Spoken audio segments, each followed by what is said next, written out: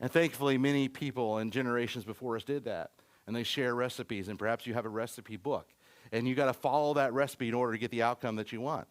And if you don't have a recipe book, you might have it on an app on your phone, or maybe you've long lost all of your recipes on Pinterest or something like that, and you don't even have your login anymore. But nonetheless, in order to get the meal right, you have to have the right ingredients.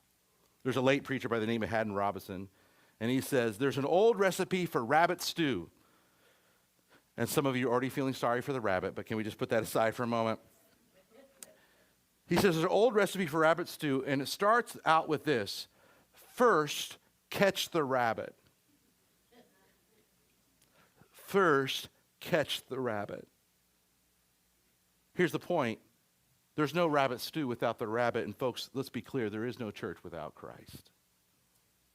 He's got to have the preeminent, proper place as the head of the church. And if we're going to function faithfully and powerfully, we must recognize this and put first things first. And make sure that our vision is large enough, that we don't have too small of a Christ in mind as head of the church. And he's a Christ that we cannot dismiss, but he's a Christ that demands our devotion.